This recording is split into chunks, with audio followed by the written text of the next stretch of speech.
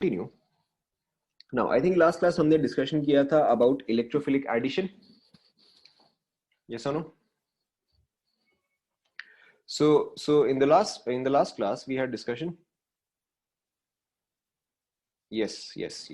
ठीक है, मैं अभी पहले सारे reaction mechanisms करवा रहा हूँ. ठीक है, when all reaction mechanism will be done and then we will go chapter wise.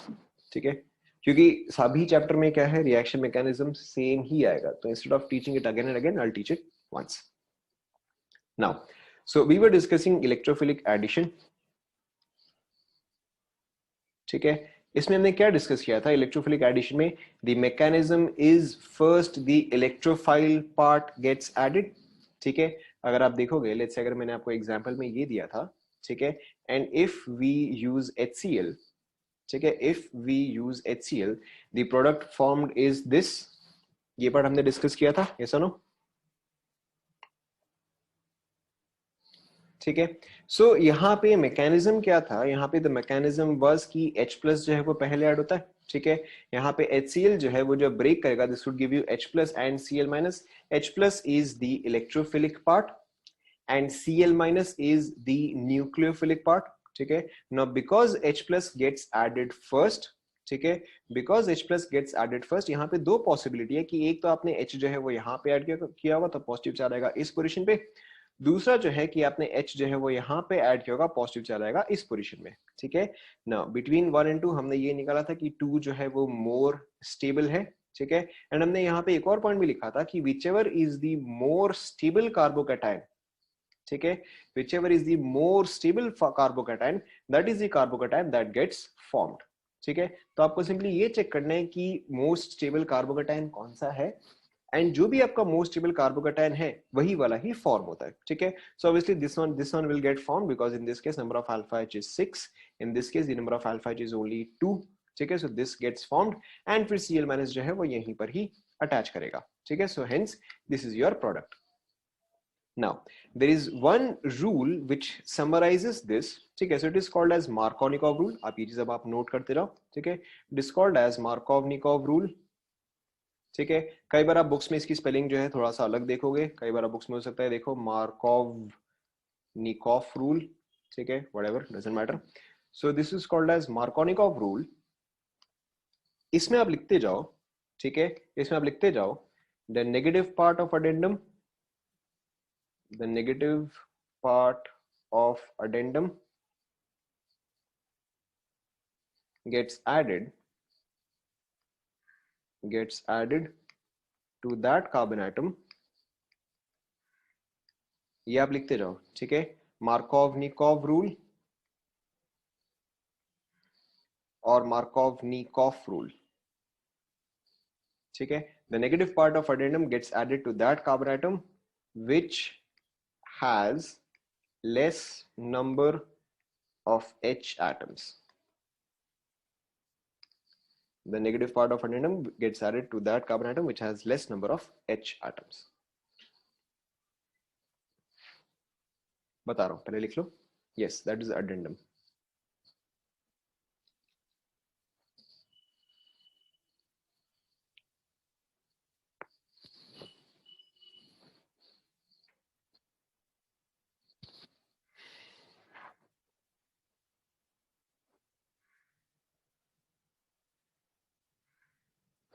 देख लिया?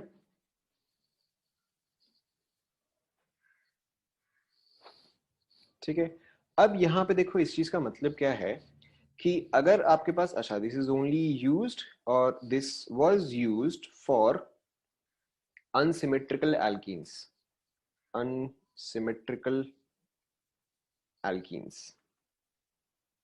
ठीक है, अब देखो यहाँ पे इस चीज का मतलब क्या है कि अगर आप सपोज करो देख रहे हो, this is let's call this one. ठीक है, let's call this 2. So between 1 and 2 कौन सा अनसिमेट्रिकल है? Between 1 and 2 which one is unsymmetrical?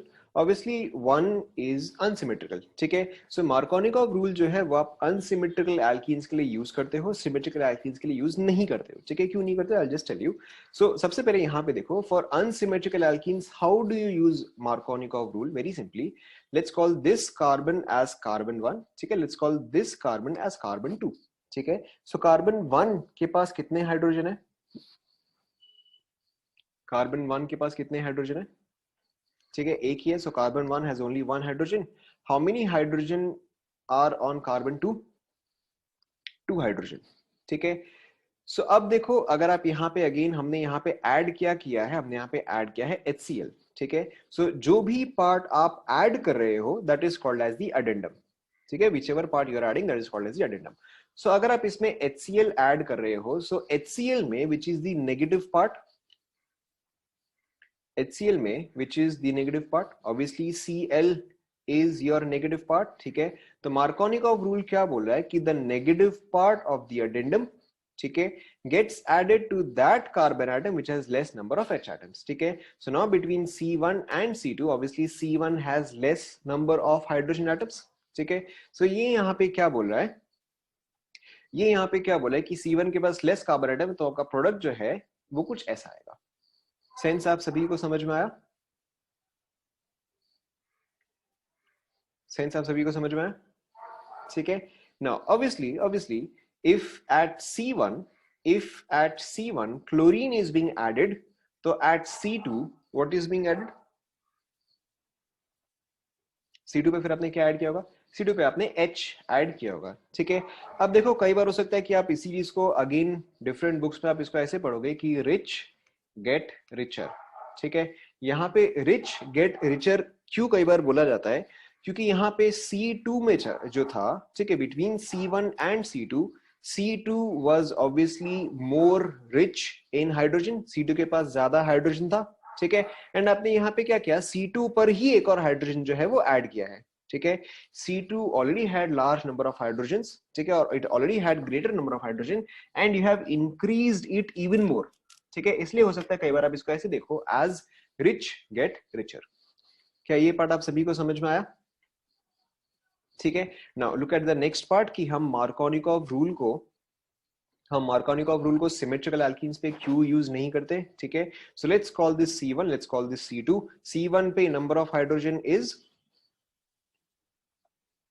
C1 पे number of hydrogen is 1। C2 पे number of hydrogen is also 1। ठीक है, अपार्ट फ्रॉम दैट अब यहाँ पे क्या है, यहाँ पे दोनों ही जगह पे हाइड्रोजन बराबर ही है, तो आप सील जो है कहीं पर भी ऐड कर सकते हो। इन एडिशन अगर आप सपोज करो प्रोडक्ट ये लिखते हो या फिर अगर आप प्रोडक्ट ये लिखते हो, दोनों ही केस में प्रोडक्ट क्या है, बराबर ही है। ठीक है, so which is why we do not use Markovnikov rule on symmetrical alkenes, क्योंकि दोनों ही केस में आपका रिजल्ट जो है वो सेम ही आएगा। क्या ये सभी को समझ में आया?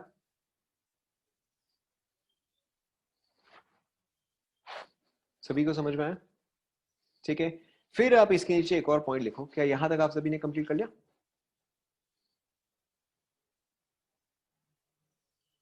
यहां तक सभी ने लिख लिया? ठीक है, फिर आप इसके नीचे कुछ पॉइंट्स लिखो। ठीक है, इसके नीचे आप लिखो मार्कोनिकॉव रूल। ठीक है, इसको शॉर्ट में आप हो सकता है कई बार MKV देखो। ठीक है, कि Markovnikov rule was only used when the mechanism was unknown। ठीक है, and it will give incorrect results।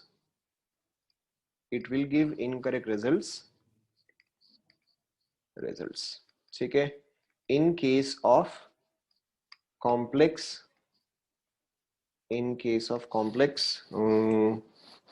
alkenes। ठीक है, पहले आप लिख लो।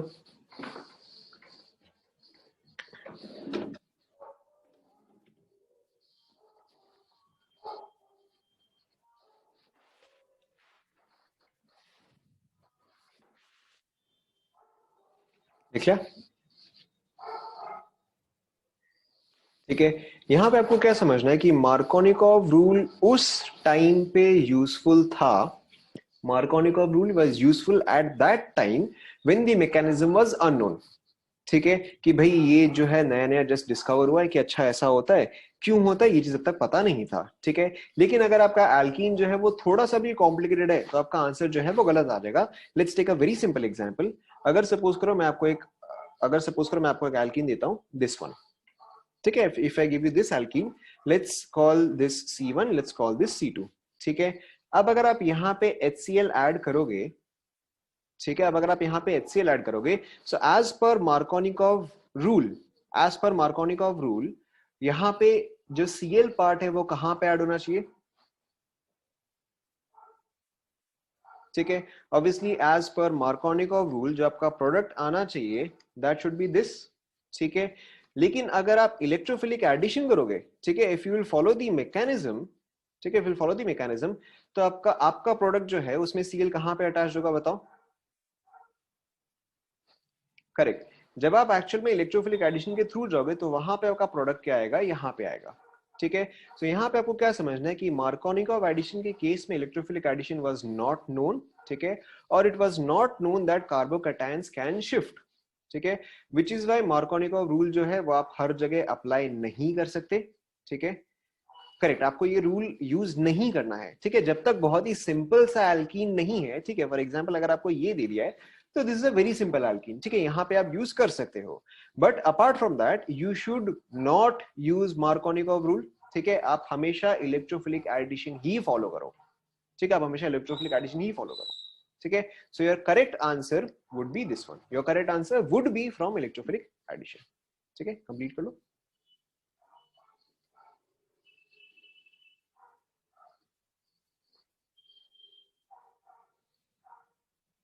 ठीक है, मार्कोनिकॉव रूल जो है वो काफी सिंपल सा है। So in some cases it is helpful कि आपको बार बार मैकेनिज्म जो है वो चेक करना नहीं पड़ेगा, बट इवन देन अगर थोड़ा सा भी कॉम्प्लिकेट होता है, always go by the mechanism.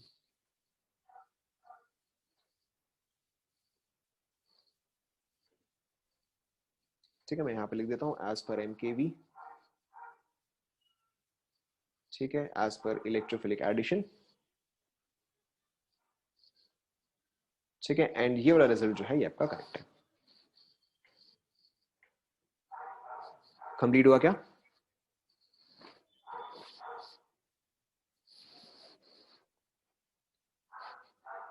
ठीक है, अब यहाँ पे मैंने आपको फॉर एग्जाम्पल HCl दिया है या फॉर एग्जाम्पल मैंने आपको HBr दिया है, बट जहां पर भी, ठीक है, जहां पर भी आपको बोला जाए कि electrophilic addition is the mechanism. ठीक है, अब अगर आपको कोई भी टाइप ऑफ रिएक्शन में बोला जाए कि electrophilic addition is the mechanism, इसका हमेशा मतलब क्या होगा कि आप पहले इलेक्ट्रोफाइल जो है वो आप ऐड करोगे, कार्बोकैटायन अगर रीअरेंज होगा तो उसको आप रीअरेंज करोगे, एंड फाइनली जो भी आपका न्यूक्लियोफाइल पार्ट है वो चीज जो है वो ऐड होगा। क्या ये सभी को समझ में आया? जैसे कि हमने फ्री रेडिकल मैकेनिज्म किया था, फ्री रेडिकल में क्या था? फ्री रेडिकल में first you had an initiation step, ठीक है, then you had a propagation step and then you had a termination step. हमने वो चीज डिस्कस किया था फोटो हैलोजिनेशन में। ठीक है, बट जितने भी रिएक्शन है जो कि फ्री रेडिकल को फॉलो करते हैं, हर केस में आपका स्टेप बाय स्टेप जो है वो सेम ही रहेगा। ठीक है, exactly same in case of electrophilic addition. Is this clear to all? Is this clear to all? ठीक है, so now let's move on to something. ठीक है, अब जो हमने डिस्कस किया दैट वाज मार्कोनिकॉव एडिशन। ठीक है, the next rule is anti Markovnikov addition.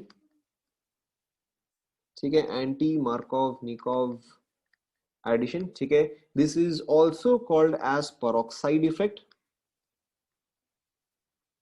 ठीक है, also called as the peroxide effect, और आल्सो कॉल्ड एज दी, अब मुझे इसको प्रोनाउंस कैसे करते हैं वो मुझे नहीं आता है, बट मेरे टीचर ने ऐसे बोला था, मैं भी इसको ऐसे बोलूंगा, आल्सो कॉल्ड एज दी खराश इफेक्ट। ठीक है, लिख लो, एंटी मार्कोनिकॉव एडिशन और पेरोक्साइड इफेक्ट और खराश इफेक्ट।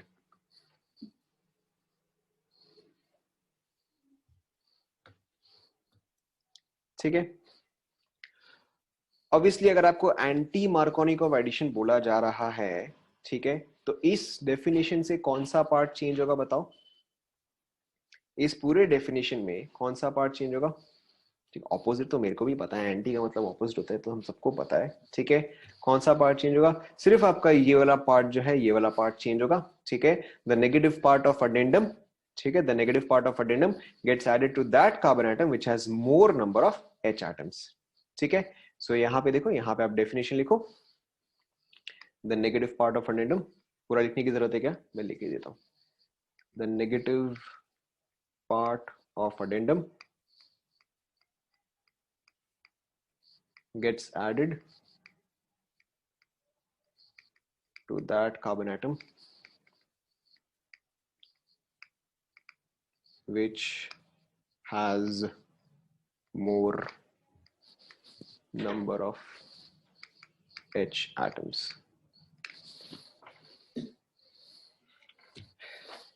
ठीक है, अब जैसे पिछले केस में था द रिच गेट रिचर, तो यहां पे क्या आ जाएगा बताओ?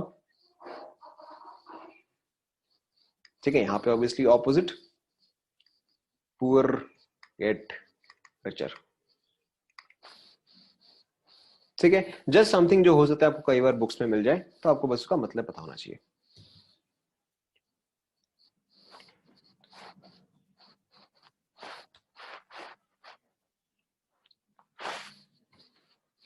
ठीक है, ऑब्वियसली आप यहां पे इसका मतलब समझ ही सकते हो कि अगर सपोज करो मैं आपको रिएक्शन दूं,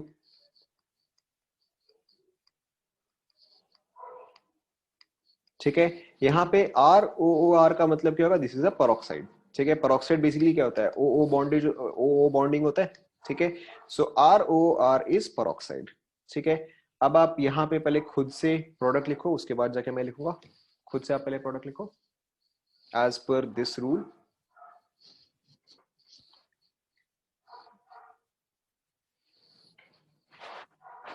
डन।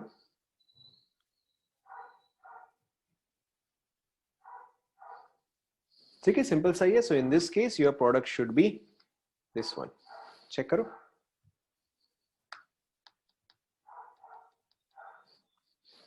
ठीक है, लेट्स ट्राई वन मोर। पहले लिख लो, उसके बाद मैंने आपको क्या बोला था ऑर्गेनिक में क्यों नहीं होता है। ठीक है, so let's try this one. चलो यहाँ पे मैं एक और ऐड कर देता हूँ। ठीक है, HCl ROOR। ठीक है, यहाँ पे आप ट्राई करो। बहुत ही डिफिकल्ट सवाल।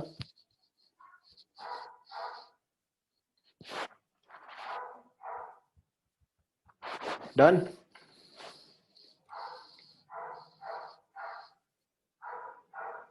डन। ठीक है, यहाँ पे आपने इसका आंसर क्या लिखा होगा? देखो ऐसा लिखा होगा। ठीक है, ये गलत है।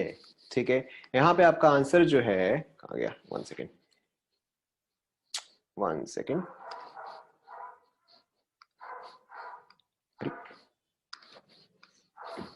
One second. ठीक है, यहाँ पे आपका आंसर जो है वो ये ही आएगा। ठीक है, so here you have to remember one thing. ठीक है, here you have to remember one thing, anti Markovnikov addition. ठीक है, anti Markovnikov addition is only followed by HBr। ठीक है, there is only HBr which follows anti Markovnikov addition. ठीक है, और कोई भी रिएजेंट HCl हो, HF हो, HI हो, ठीक है, नन ऑफ दीज, ठीक है, none of those follow anti Markovnikov rule. ठीक है, only HBr follows anti Markovnikov addition. ठीक है, इस चीज को आप नोट कर लो। Only HBr follows anti Markovnikov addition. अगर आप और कुछ भी यूज करते हो, जैसे कि अगर आप HCl यूज करते हो या अगर आप HI यूज करते हो इसमें, हाँ ठीक है, ठीक है, चलो, अगर आप कुछ भी और यूज करते हो तो वो हमेशा आपका इलेक्ट्रोफिलिक एडिशन ही फॉलो करेगा। ठीक है, so if let's say you had instead HBr here and ROR here, ठीक है, then your product would have been Br। ठीक है, सिर्फ HBr ही है जो कि एंटी मार्कोनिकॉव एडिशन को फॉलो करता है, but there is a difference. ठीक है, आपको हमेशा क्वेश्चन में देखना है कि आपको क्वेश्चन में दिया हुआ क्या है। ठीक है, अगर आपको क्वेश्चन में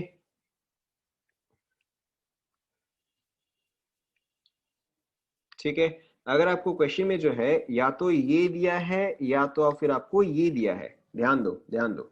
ठीक है, या फिर अगर आपको ये दिया है, so in the first case there will be anti Markovnikov addition, क्योंकि यहाँ पे ROR जो है वो मेंशन्ड है। इन द सेकंड केस, ठीक है, in the second case there will be electrophilic addition.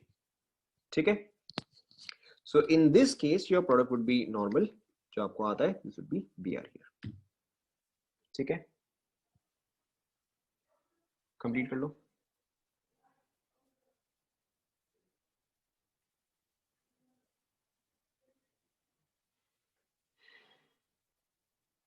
Done,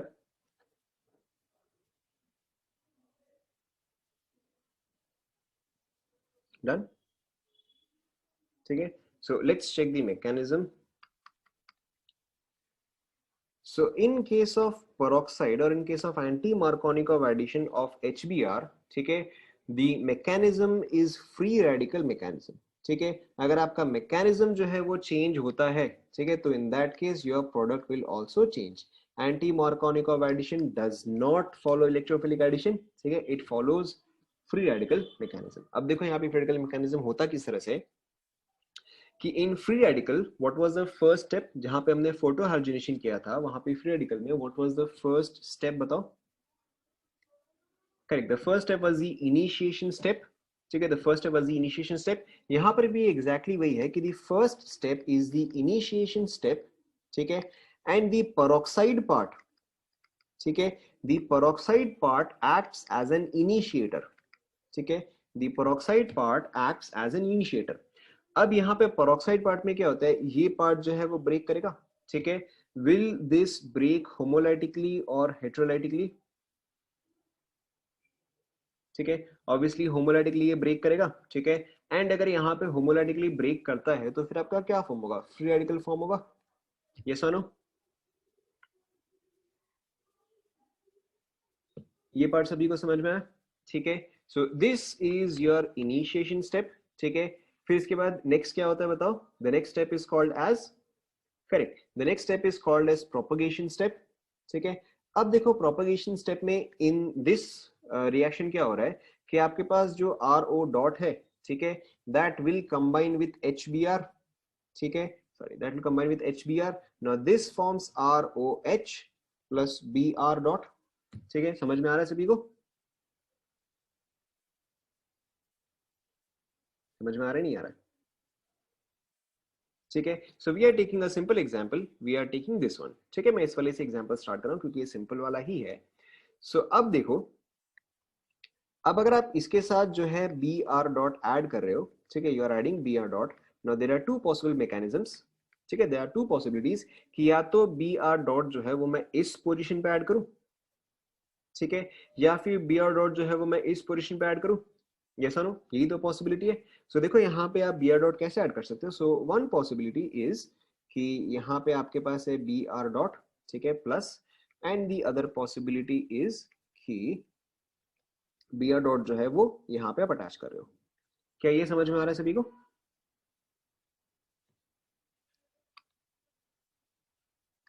समझ में आ रहा है नहीं आ रहा है, ठीक है। सो अब आप ध्यान दो, अब आप ध्यान दो, ठीक है, just we'll look at this in one second.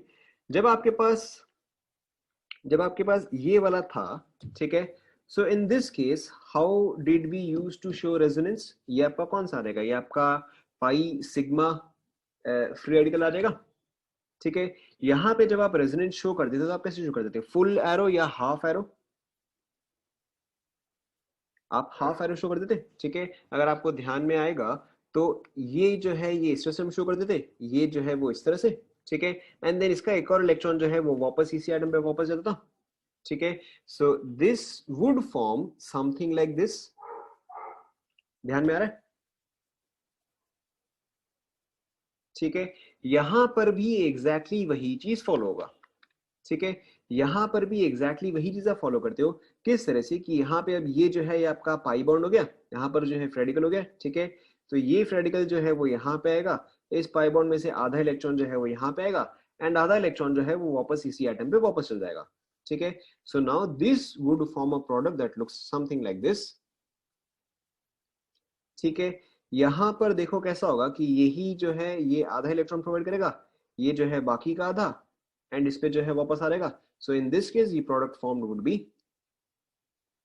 This. पहले ये देखो यहां तक आप सभी को समझ में आया क्या, यहां तक पहले आप कंप्लीट कर लो।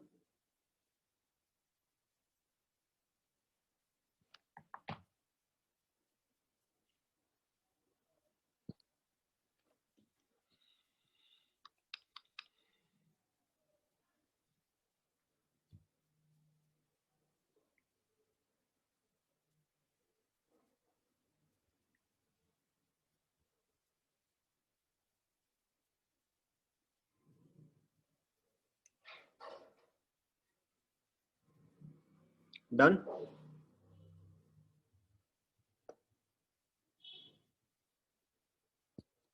कंप्लीट कर लो।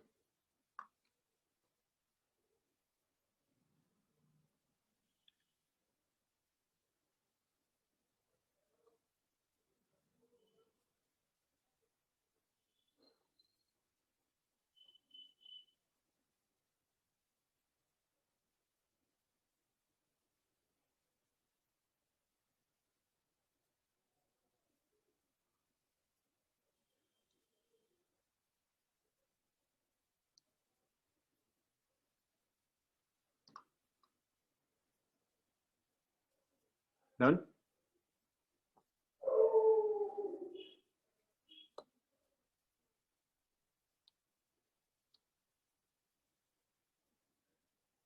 बता रहा हूँ। ठीक है, so now if you look at 1 and 2, so which intermediate is more stable, या which free radical is more stable and why? And why? Correct. ठीक है, सो ऑब्वियसली आपको यहाँ पे दिख रहा है कि यहाँ पे फर्स्ट फ्री रेडिकल जो है वो मोर स्टेबल है because more number of hyper conjugation. ठीक है, अगर आप फर्स्ट वाले में देखोगे तो फर्स्ट वाले में number of alpha H is very difficult, number of alpha H is 5। ठीक है, एंड अगर आप सेकंड वाला देखोगे तो सेकंड वाले में number of alpha H is 1। ठीक है, तो क्योंकि 1 जो है वो आपका मोर स्टेबल है, ठीक है, क्योंकि 1 जो है वो आपका मोर स्टेबल है इसलिए 1 gets formed and 2 is not formed. क्या ये पार्ट आप सभी को समझ में? दिस इज एग्जैक्टली लाइक जैसे हमने जैसे कि हमने इलेक्ट्रोफिलिक एडिशन में किया था कि हमने दोनों कार्बोकैटायन बना के चेक कर लिया। ठीक है, जो भी आपका मोर स्टेबल कार्बोकैटायन है वही वाला जो है वो फॉर्म होगा एंड दूसरा वाला कार्बोकैटायन जो है वो फॉर्म नहीं होगा। So in this case this free radical is not formed whereas this radical gets formed. Why? Because this is more stable. ठीक है, तो अब बाकी का रिएक्शन जो है वो आप यहीं से ही कंटिन्यू करोगे। ठीक है, so now the next step looks something like this. ठीक है, कि अब ये वाला फॉर्म हुआ है। सो नेक्स्ट स्टेप में देखो, यहाँ पे आपके पास है बी आर, यहाँ पे आपके पास है dot, plus this react with another H B R. अब आप बताओ यहाँ पे क्या रिएक्शन होगा? आप खुद से एक बार ट्राई करो, try to write in your copy, यहाँ पे क्या होगा बताओ। ठीक है, सो अब यहाँ पे देखो आपका प्रोडक्ट क्या आएगा, अब यहाँ पे it will be B R. ठीक है, एंड यहाँ पर जो बेसिकली आपने एक और एच जोड़ा होगा, प्लस यहाँ पे क्या फॉर्म होगा, प्लस एक बी आर डॉट जो है वो फॉर्म होगा। ठीक है, and then this reaction will continue infinite times. समझ में आ रहा है?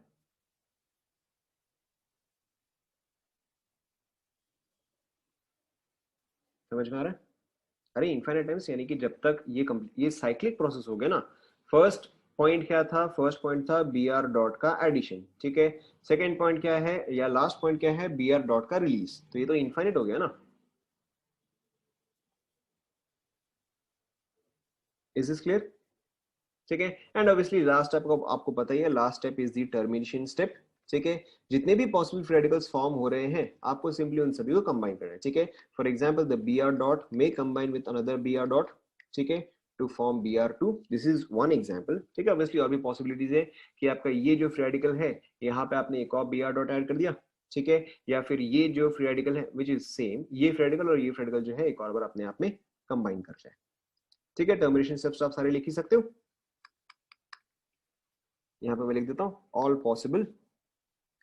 all possible free radicals combining together।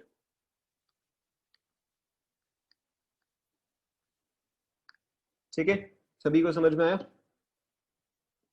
तो इन this case the mechanism is entirely different. ठीक है, विच इज वाई जो प्रोडक्ट जो कि हम एक्सपेक्ट करते हैं उससे अलग बनता है।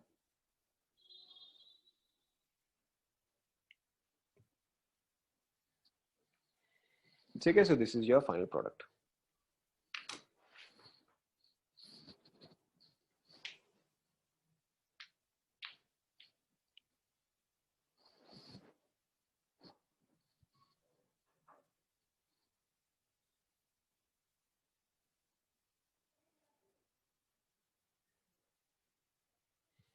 Done. So we'll just do a couple of questions, simple questions. Okay, so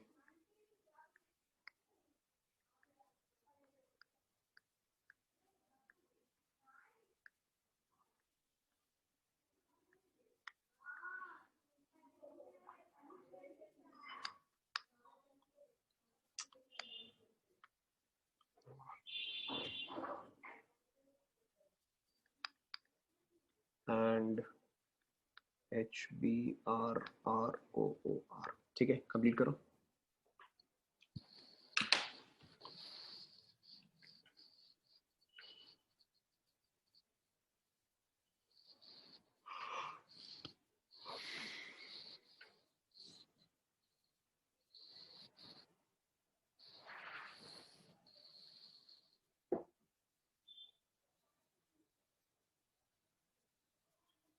हो गया क्या?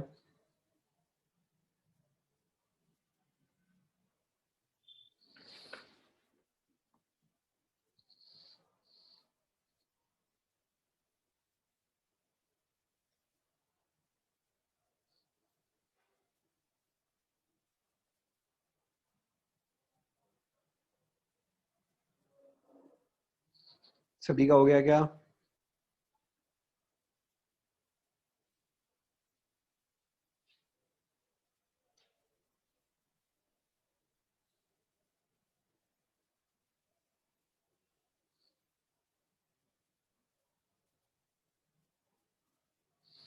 ठीक है, सिंपल सा ही है, कुछ खास है नहीं. यहाँ पे इन तीनों में प्रोडक्ट जो है वो आपका सेम या सिमिलर सा ही होगा. ठीक है, इन तीनों केस में आपका प्रोडक्ट जो है वो आपका ये आएगा. यस और नो? सॉरी सॉरी सॉरी, मैंने एक चीज गलत कर दिया. ये नहीं आएगा बस, अरे यार. ठीक है, कॉलम बना रहा हूँ. ठीक है, फर्स्ट केस में देखो आपका प्रोडक्ट जो है वो ये आएगा. सेकेंड केस, फर्स्ट सेकेंड दोनों में आपका प्रोडक्ट जो है यही आएगा. ठीक है, थर्ड वाले केस में आपका प्रोडक्ट जो है वो भी सेम ही आएगा. बी आर जो है वो यहीं पर ही ऐड होगा. ठीक है, in the last case only your product will change. In the last case your product would be this. ठीक है, चेक करो.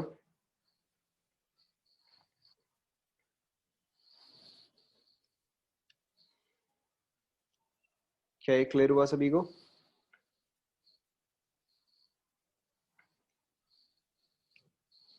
ठीक है, so in the next class we will continue from here. ठीक है, यहाँ तक आप रिवाइज करो. In the next class will be continuing from here. That's it for today. Thank you, class.